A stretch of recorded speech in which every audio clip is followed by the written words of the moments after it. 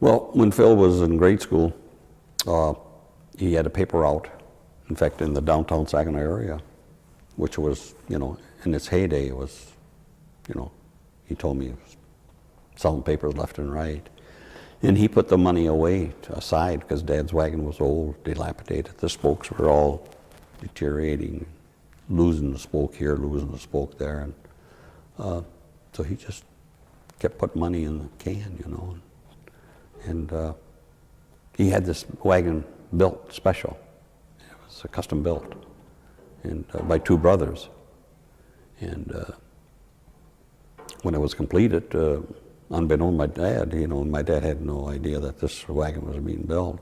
Like I said, my brother put the order in before the Depression, and little did he know, that there was going to be a stock market crash. And so, anyways, the two brothers, they completed the wagon and told my dad, "Jim, your wagon is ready."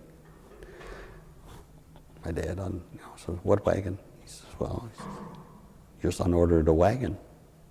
My son ordered a wagon, yes. It's all built, doors, everything. I don't know anything about this. I can't even buy a loaf of bread, he says, at that time. I can't sell my vegetables because nobody's got any money, and I'm having a hard time buying a loaf of bread, he says. And he says, "What are we talking about?" $800. $800, he says. My God, he says. Is there that much money in this world at that time, Well, he says, "That's what it cost, Jim, $800. So Dad approached my brother Phil. "Say, did you put an order in for the wagon? Did you order this wagon?" "Yes, I did, Dad." "I ain't got any money. How did you do this?" I'm not talking to Dad. "Dad, I got the money. It's all paid for. Don't worry about it."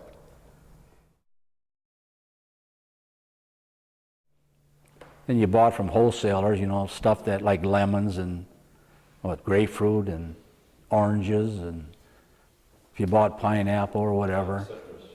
Yeah, the rest of the stuff you bought from the farmers.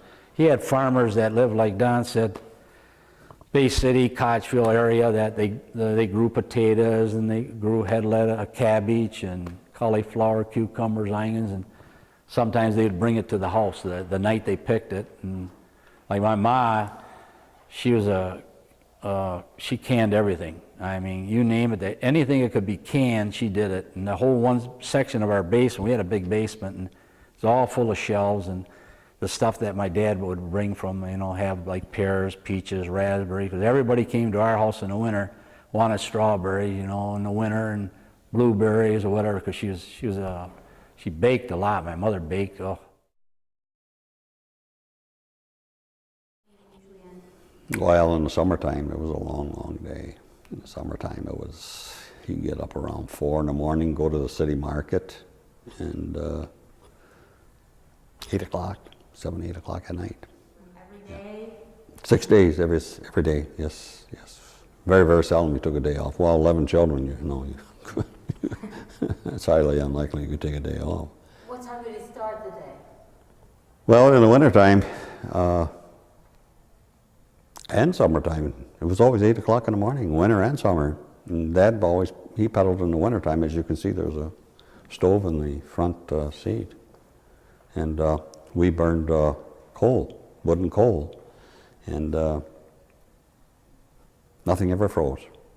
Nothing ever froze. We used to have a couple of horse blankets too, and we'd cover, especially the tomatoes, because they're pay you, Jim, when my husband gets his check. It's all right. It's okay. I understand.